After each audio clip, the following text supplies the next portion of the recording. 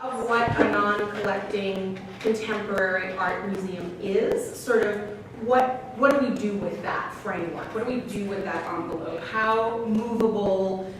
We often call ourselves very nimble. Well, what does that mean? What does that look like? And then the second part, because even though I am now a director, I can't help but think curatorially every now and then. And so the second part of this talk is about a project that I have upcoming, so it will kind of move us into a more art historical look at an upcoming project and sort of what that includes, and that is an exhibition by Sal Scarpita, so we'll talk about that next. Just to begin, the Contemporary Art Museum St. Louis is an institution that actually existed as an organization for many years, but became a kind of brick and mortar museum of contemporary art in 2003 when this building was built. And I love this particular image because I think what you can see is in the Grand Center neighborhood, which is a neighborhood that has a lot of historical architecture and a lot of blank, empty space, if you will, vacant lots, etc., from where there were housing. It's a really, really interesting thing to see this extraordinary outpost of not only contemporary architecture, but also of the concrete jungle, if you will. And so this is CAM, this is the Pulitzer Arts Foundation, and this is our courtyard, which we're sort of nested into with Joe and beautiful Sarah work, which is part of the permanent collection of the Pulitzer Arts Foundation. So, the building, interesting. Brad Clopeful of Allied Works Architecture is the architect, built this building again in 2003. So we're really looking at an institution in its current state that is 10 years old.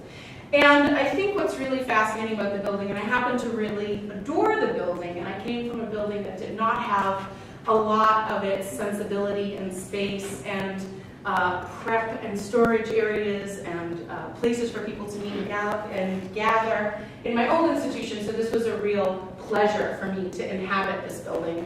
That's about 28,000 square feet. And I think the most interesting thing about it is the fact that the architect thought very, very much about how to create an envelope for contemporary art when we don't know exactly what the definition of contemporary art can be. It's a very, very fluid definition in terms of the kinds of objects that can constitute and comprise contemporary art. So the idea was, let's make a space that is as flexible, as open, as volumetrically full of possibility as it can be.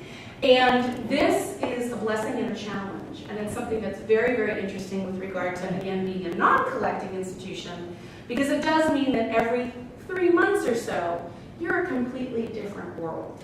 You have completely different content, you have completely different ways of showcasing and highlighting what artists are making, and it's really your job and your mission to try to give this full definition of what contemporary art is. So inherently, that means you're going to be going from drawing to painting to sculpture to installation to found objects to new media and so on and so on and so forth. So I thought what I'd do is I'd just take us through a couple of projects from the past couple of years, just sort of think about what is the nature of this kind of space and what can we do with it. And where we have been more and less successful, because I think that's also really interesting. What have these experiments with the space meant to viewers, an audience? What works for them and what doesn't?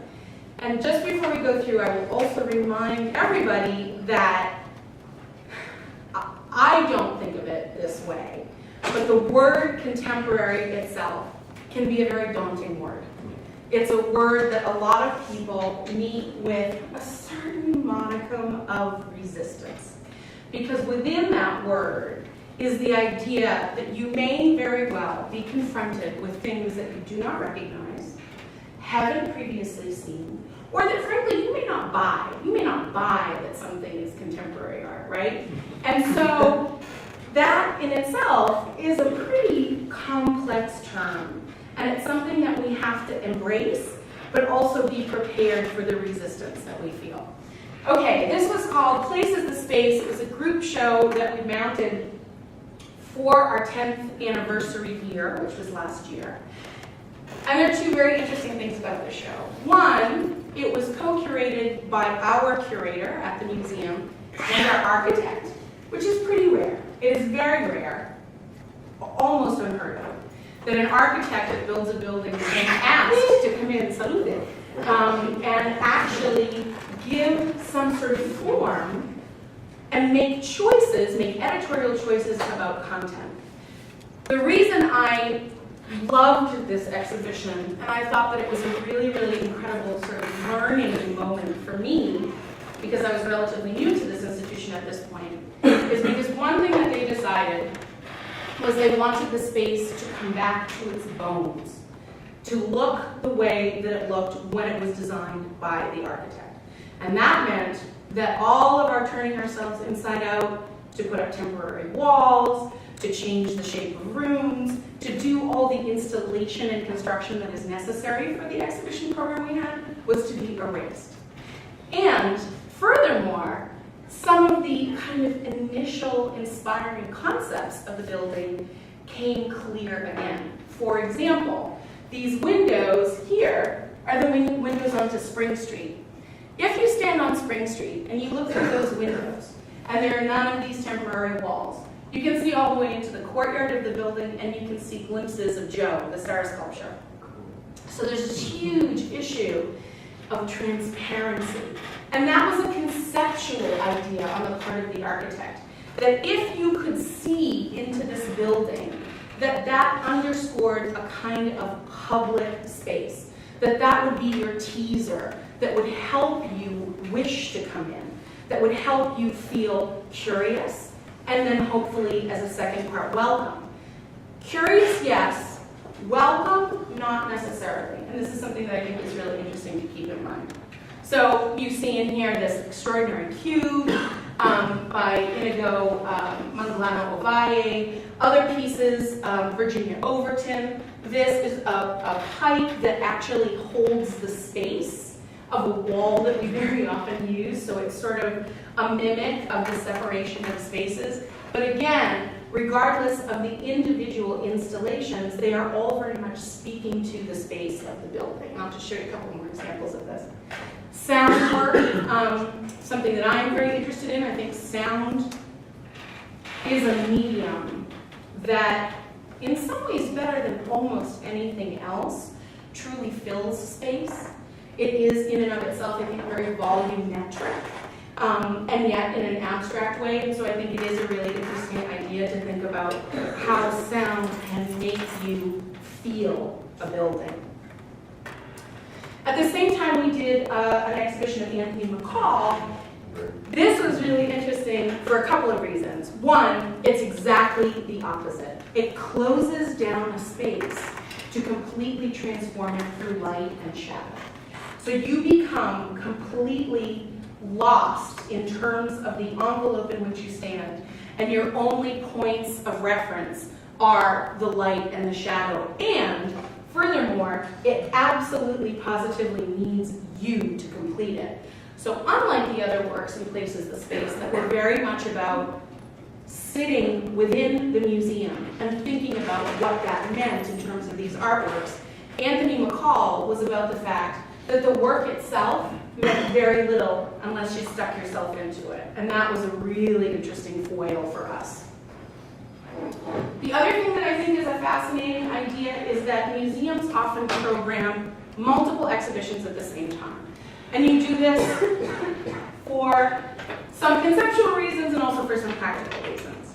On the practical side, if you're really saying that you want to have all different kinds of contemporary art so that you can, let people plumb the depths of what that is, then you're also going to want to think about a little something for everybody, right? If you bring it right down to this kind of base conceptual audience question.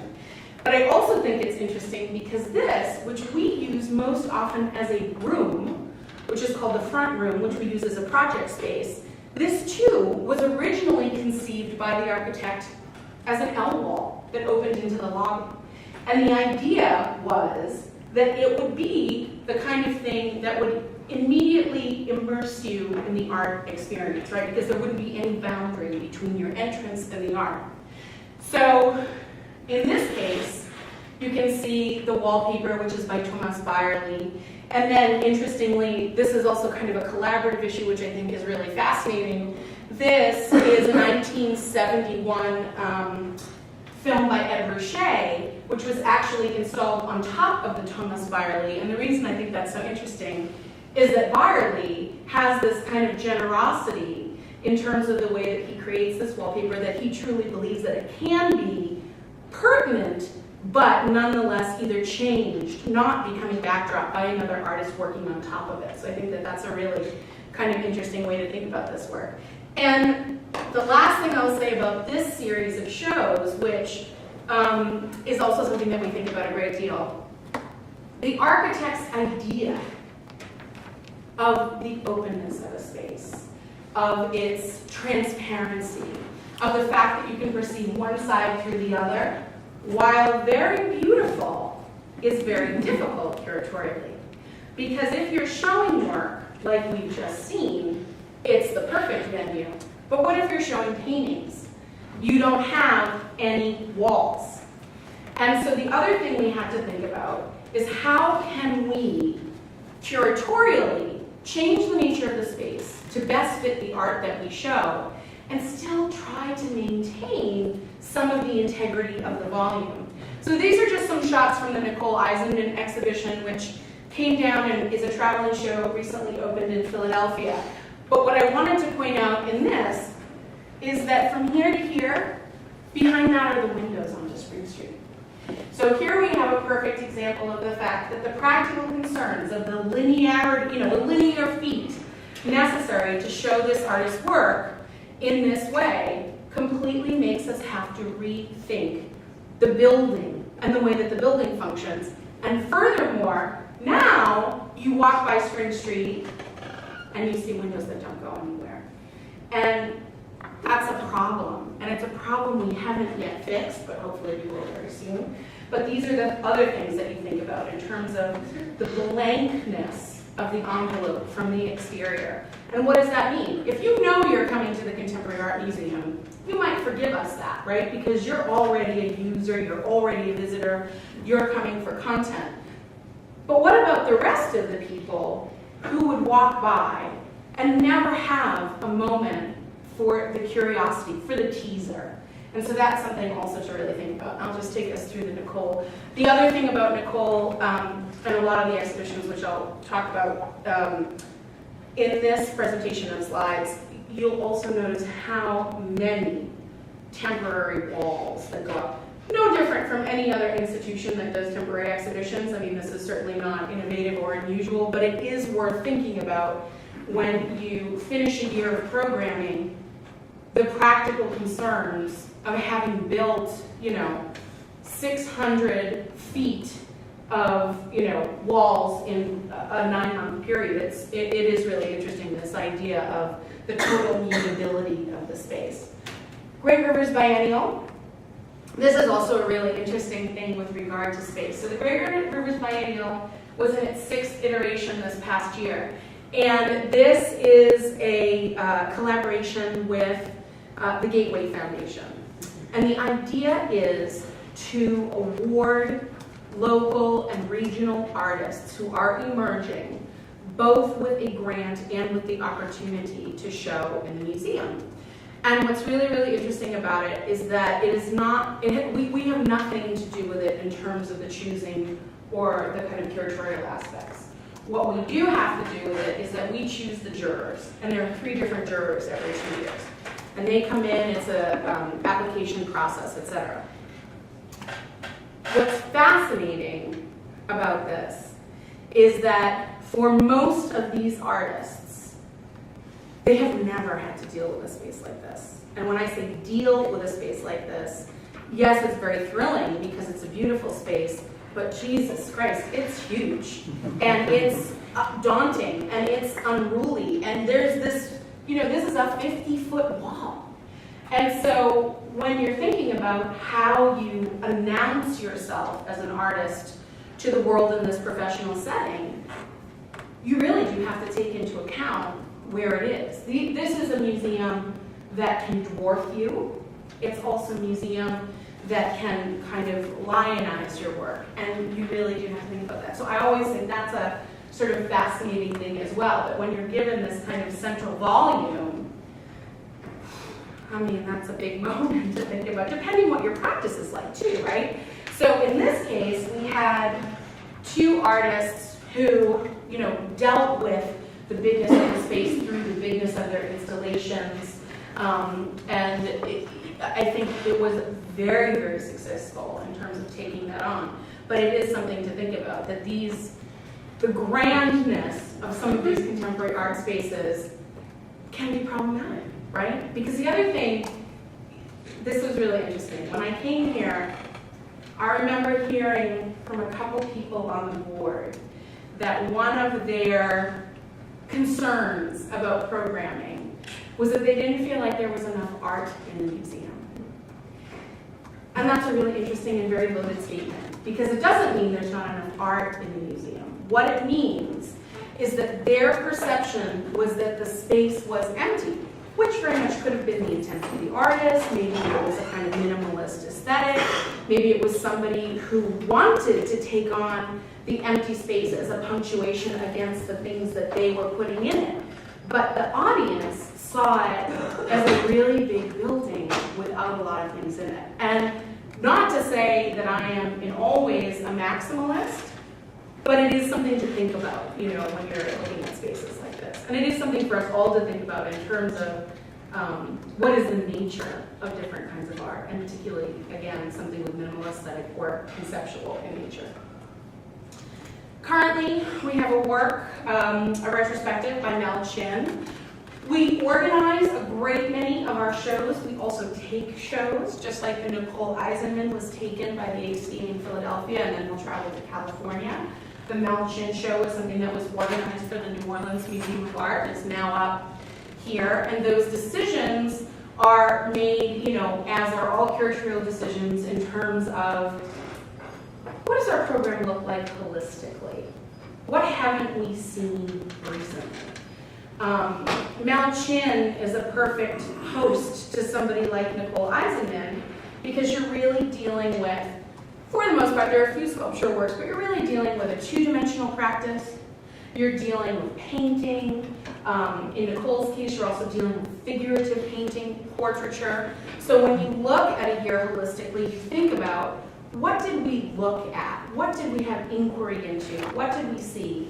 And how can we make sure that the next thing is very different? Because I also think that that's part of our job, is to think with these kind of long lenses at time and at experience. You know, how do you, if you do, you know, want to bring it down to a base level, do a little something for everybody, what does that mean in terms of medium and who the artist is and what things look like? So Mel is a really interesting artist because he is one who is incredibly uncategorizable. He is somebody who makes very fine, beautiful, lucid drawings. He's also somebody who deals a lot with found objects. He has a deeply radical political signature to his work that you don't always see immediately at first pass, at first blush for the work, but it is very, very resonant in terms of a lot of issues of social justice. And furthermore, he's also a really interesting artist because he's somebody who, at various points in his career, has taken himself out of the equation of authorship totally and completely. As is the case with this is the $100 bill project to kind of try to keep it simple.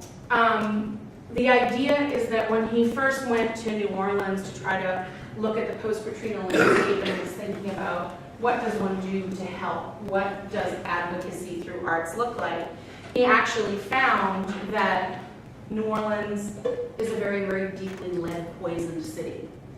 And as we now know, if you are lead poisoned, you as a kid, first of all, it never goes away. You get it, you're poisoned, there's no way to remediate it within the body, etc. And you are way more likely to become violent, to have intellectual difficulty. And so if you begin to overlay maps of crime and poverty, against lead-poisoned areas, you will find that there's a one-to-one relationship. So the idea for something like this was, how do we deal with remediation? How do we get people interested?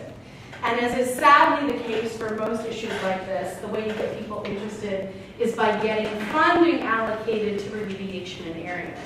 Well, this palette has on it something like $47,000 or $48,000, $48,100 bills, but they're $100 bills. So each one is made by somebody from across the country. It's not just in New Orleans. And the idea is eventually to collect enough to equal the approximation of $300 million that the artists, working with advocacy and in changing political will, could actually bring this to Congress and exchange it for the real money which would go into remediation in different centers around the country. Now, that's a tall order, because in between the work that's already been happening, I mean, to get here, he's been working on this for 5.5 years and believes that he has about another 5.5 to 6 years to go to be able to get to his goal. That also means he has about 5.5, 6 years to figure out how in God's name he's going to be able to actually turn a performance with all these voices in it, because these are all individual voices, into political will. Inherent in this project, before we even get to the point of figuring out whether it's been a success or a failure, is a couple of really, I think, interesting conceptual ideas. One, this is not a Mel Chin project, because if each thing in this is made by a different voice and comes from a different place, it is the authorship right now of 48,000 people and hopefully eventually of about 200,000 people, okay? Secondly, the idea is that there can be a directly proportional relationship between what one makes as an artist and what one can then use it for in the sphere of politics or social justice. Remains to be seen. But it's a pretty extraordinary idea, and one in which I think all of us do believe that art can be transformational, yet you have to put your hat in this ring in some place. And so I find this incredibly moving, even though I have a totally jaundiced eye about whether or not it's actually going to work in terms of the exchange of monies, particularly because it's really interesting. We had a panel about design and sustainability and architecture on Wednesday night, and a woman from the public health department in St. Louis was saying, nobody cares about lead anymore because we used to have 41% of our youth population in the city of St. Louis who is lead poisoned, and now it's only 12.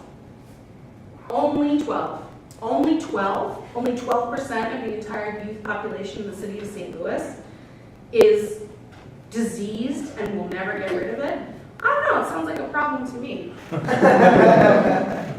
Furthermore, somebody like Mel necessitates not only the ability to show this very, very varied body of work in terms of a usual installation, but we were just talking about this upstairs in your or across the street in your galleries about the special installation within. So the room within a room within a room, and I only bring these up because I do think it's a good chance to continue to think about that envelope and what happens to it, how it's broken apart, how it's separated, and what that all means for the way in which you can experience these things. Mark Flood, this is Gallery C. So this is really interesting. So Gallery C is kind of this back gallery of the museum. And the only reason I'm putting it, this is where the Anthony McCall is. The only reason I'm putting it in here is because when you look at the main spaces of the museum, people think that Gallery C is kind of puny and sort of dark and sort of low, but I just want you to know that this is a 1,300 square foot gallery with 12-foot walls. So then you also are always thinking about the relativity of spaces and the way that one activates those spaces. This is a great show. Mark Flood, I think, is a really, really wonderful artist, but I have to say, with Mel in the front and Mark in the back, we're not shying away from political content this time.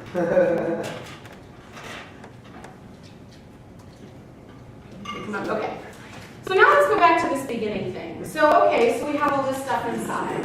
What do we do to make you feel like maybe you could come in and see it? Again, not for my, what do they call them?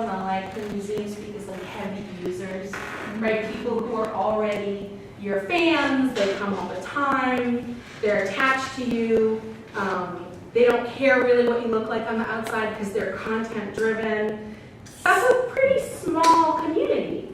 So what happens, for example, with all of those people who park in front of my building to go to the Fox Theater, and who I saw from the moment that I arrived here, I don't know whether it's like a culture of fear or if it's about being rushed, but I would see this incredible body language where they'd park their cars, like you slam the door, and then it was like head down, and you kind of ran up Washington so that you could get to Grand.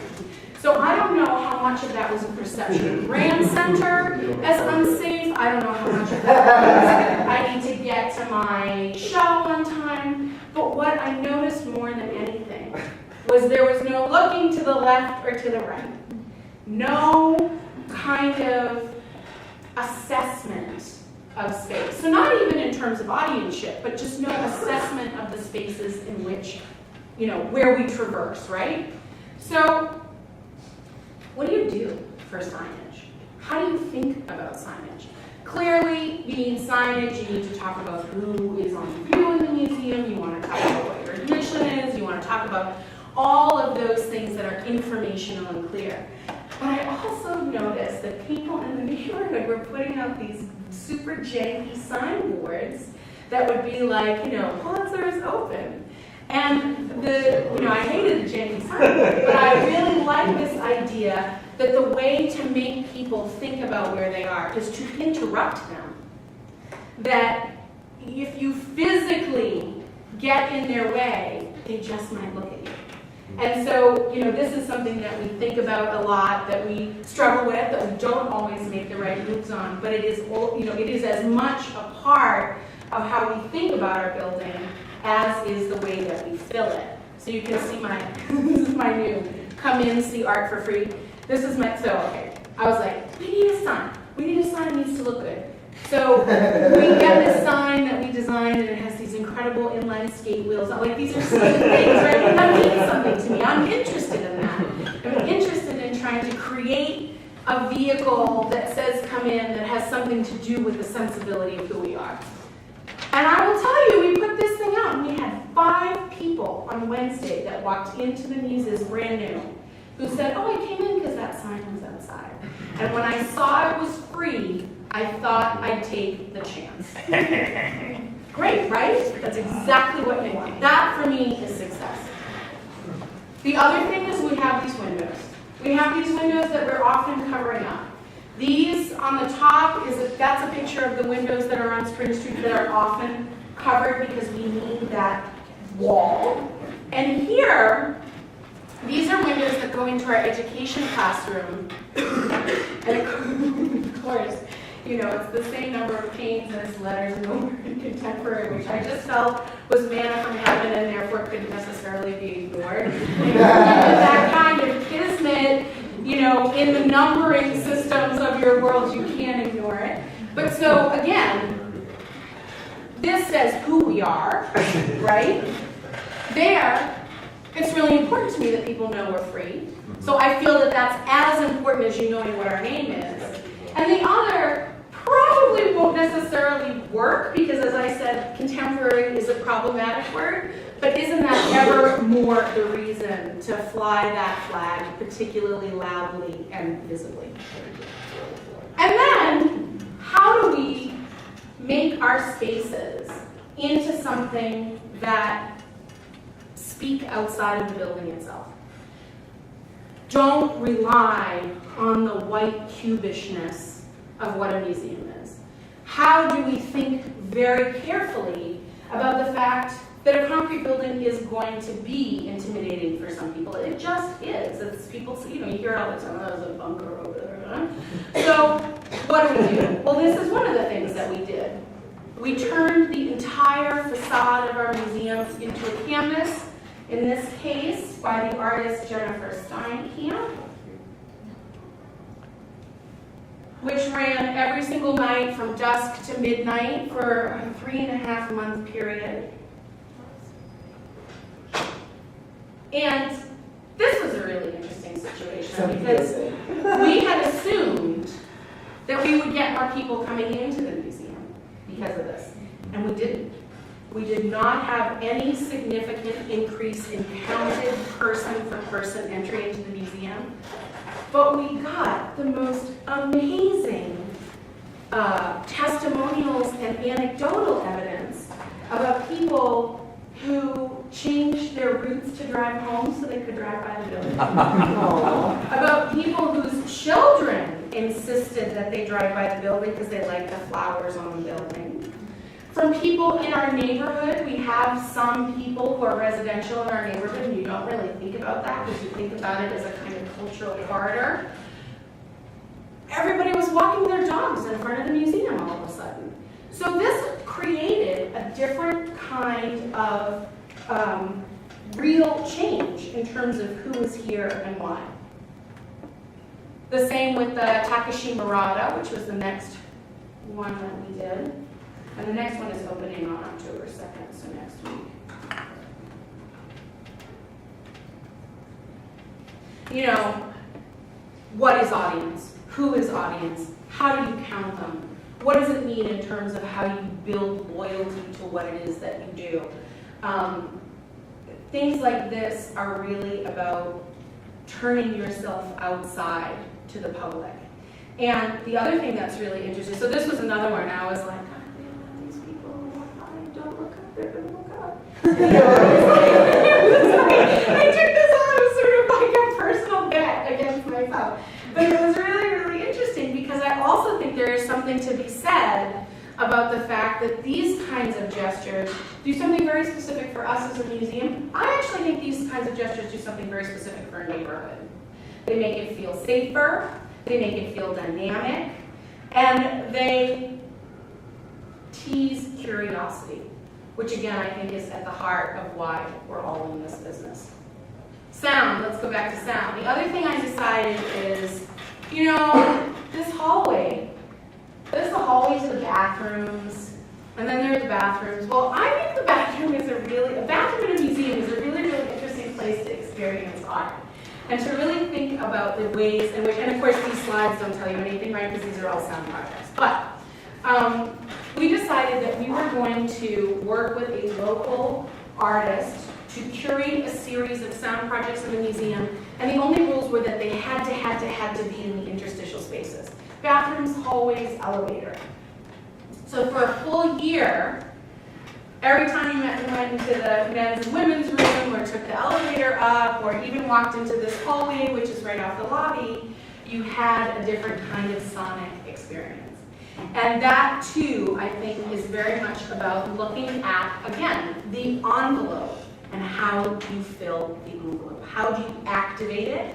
And make sure that there's no point at which someone can be like, oh, is this an art museum? Yes, it is, because you can go to the bathroom and you can hear really great piece. The lobby, just some projects. So this might seem really basic, but we haven't been putting art in our lobby. And we have a gigantic, beautiful, incredible space in the lobby. This work by Ron Gorchoff. That one was Jonathan Horowitz, which was actually interactive. There were all kinds of programs that were there. Now with the Mel Chin. You know, again, a really simple idea, but something that says, even before you walk in the door, will you announce what it is that you are? And the mezzanine, which is a really weird space with carpet, and but, you know, it's got really interesting places on it. And the other thing that's fascinating is that this wall and this wall, particularly from about here up, are totally visible from the downstairs. So that's another way to announce that this experience can keep going. And to be creative about how we use this space. You know, it's funny, the curators are always like, we gotta put in a black box, and we gotta fix it up, and we gotta take the carpet out, and we gotta And you know, yeah, they're right. But every single one of those things costs a hell of a lot of money, and I don't have that right now. So why not figure out how to creatively use it so it looks great anyway? The last one, which is really interesting, which has been a big shift for us, is that this space, so if you go back to the very beginning and you think about that face of the space with the big cube in it, this wall did not exist. This is another wall that we use a great deal because we want walliness, right? We want linear feet. We want to be able to put two-dimensional work up. And because we often want to separate the functionality of spaces one from the other. We don't have an auditorium. So this space functions as the everything. It's the kids' workshops, it's the lectures, it's the dinners, it's the you name it. And so one of the things that we felt was really, really important was that if that was going to be the case, and we needed that space like that, we could never put art in it.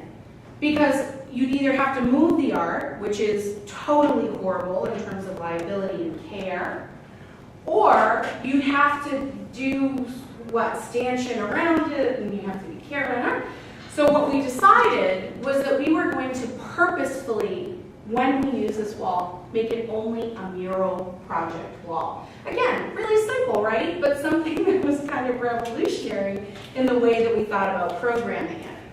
Mika Tanala turning it into one gigantic video screen.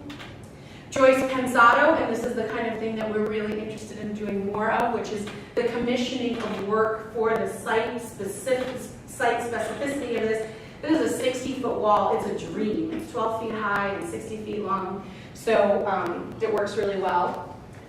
Carla Klein and Katarina Fritsch. Now these are really interesting because these are, paintings and these other kind of printed sculptures, but the artist looked at this wall as a kind of mural experience in both of these cases, and then we're doing a new commission for Barnaby Furnace in January. So this idea of what does it mean?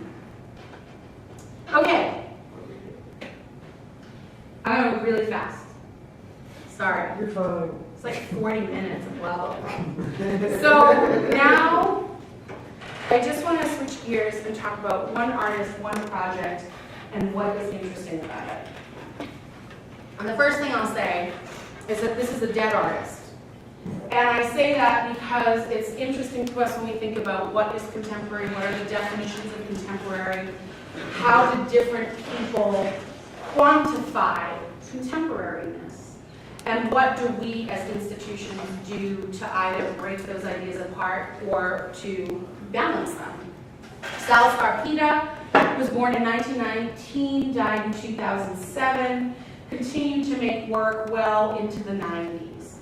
And even though the first work of his that we really think of was made in the 50s, he is somebody who definitely continued to make work that was a contribution into our contemporary. But just something to think about. I also happen to have a very kind of historical interest in the contemporary because I often feel that there are artists that we could assign more easily into the kind of just postmodern period that aren't contemporary, but who have functioned as such forebears to artists working today that their resonance didn't end, for example, in 1950. So Sal's a really interesting case. Sal was born in New York City. He moved to Hollywood, California when he was 6 months old.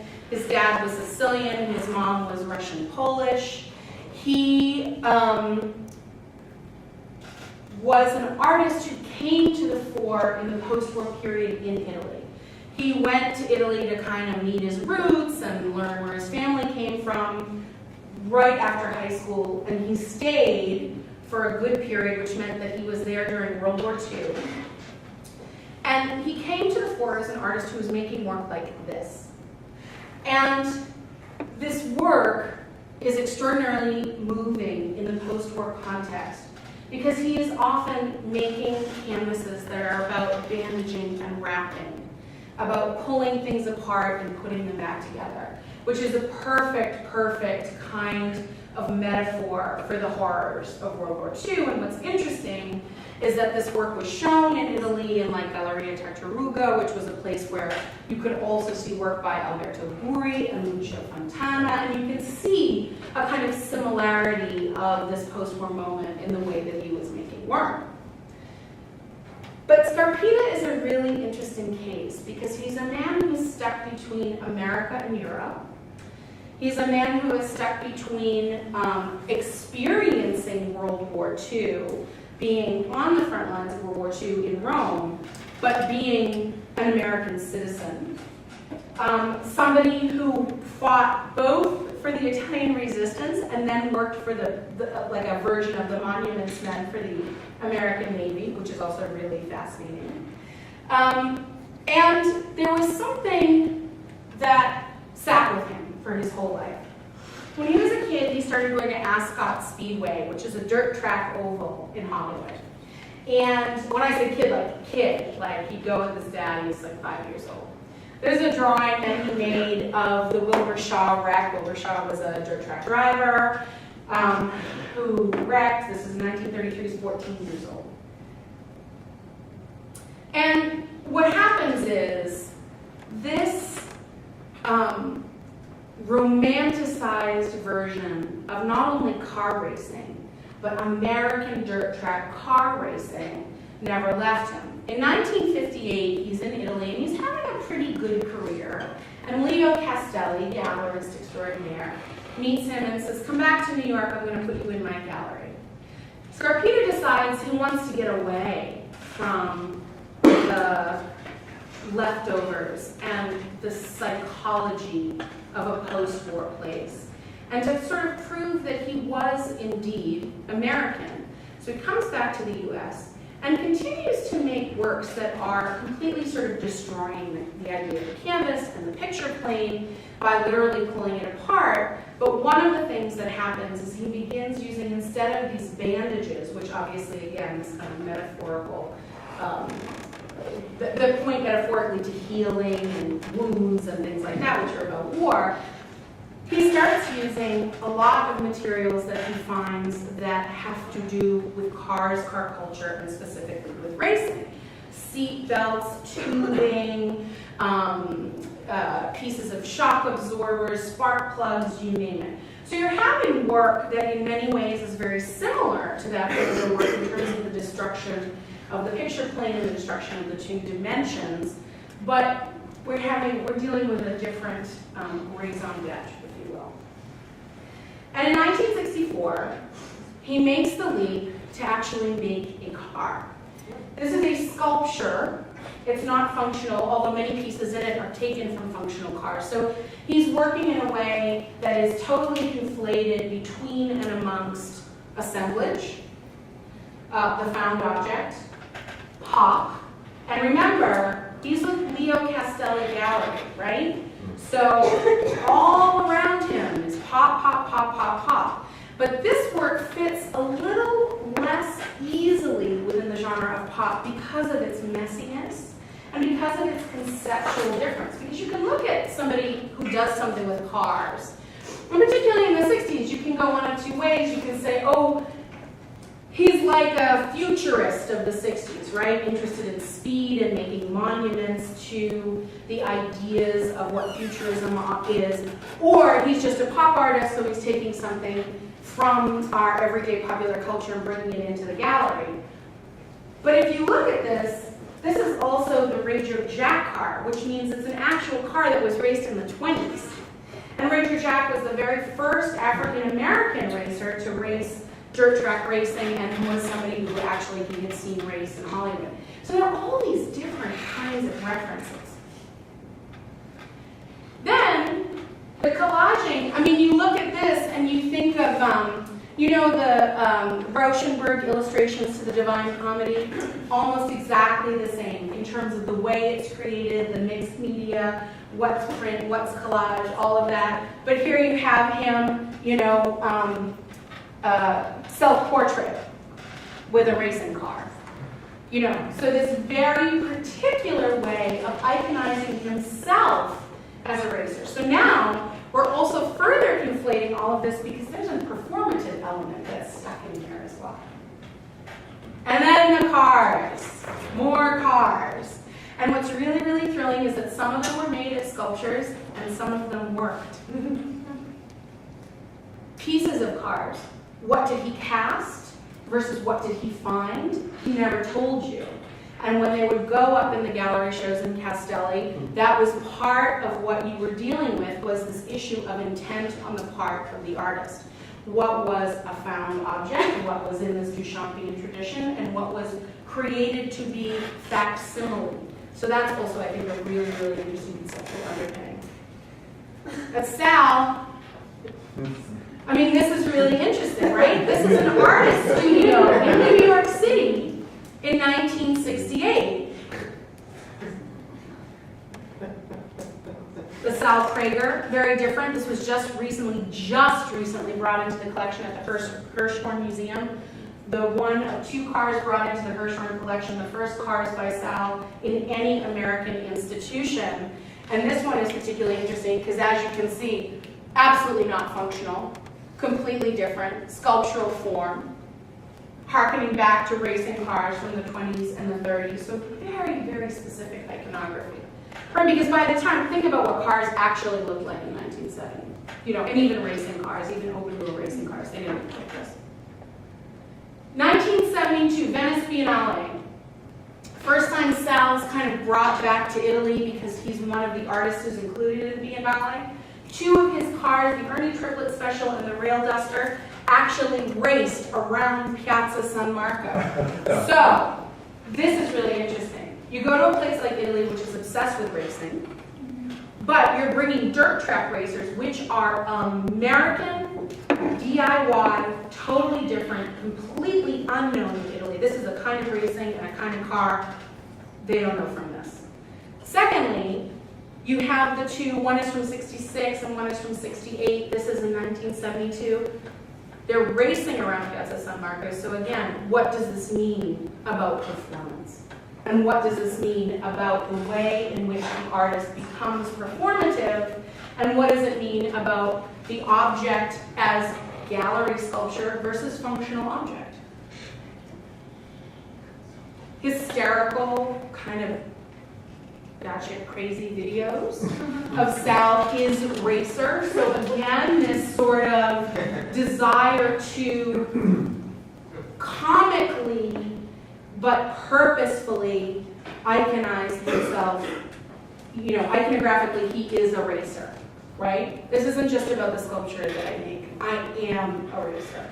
I am conflating art and life. And this happens to such an extent that he, actually I'll come back to that, he builds these sprint cup racers, and he runs a team.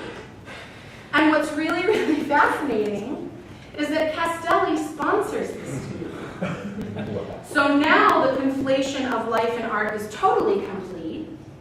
And the best part is that, you know, he has art on a lot of these cars, and a lot of people at the sprint cup tracks thought that art was the name of the driver. And that in and of itself is also really, really fascinating when you're trying to think of what is pop, right? And what is the way in which these works have been enveloped culturally. And then I want to go back. So these are also really interesting works of his because in both cases, these are pieces of cars that were destroyed in racing incidents.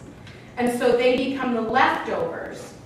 And those are shown in the gallery the same way that the performance artists of the 60s and the 70s put their props or the things that they had around them into the gallery as the lasting documentation. And so there's a great parallel between Sal's performance and what he uses as the object, and everybody going back to Beuys and all the way forward to Caroline Schneemann. This one is wrapped in bandages, which harkens back to that really early work, but interesting because this also is about a wreck, right? And the destruction of something, and what you do to heal it is you wrap it up and you tie it up tight and you heal it. These are his cars actually racing. And just to end, I just want to give you a sense of the context in which this happens. and the context in which Sal is creating this work, and the fact that it makes a lot of sense that he's not somebody who's recognized for it. Look at his cohort. And the kind of work that they were doing, and the fact that it was, in many cases, much more easily quantifiable, categorizable. So, the show at CAM will be 7 cars, and there are 9 in the world, so we'll have either 6 or 7 of them, and then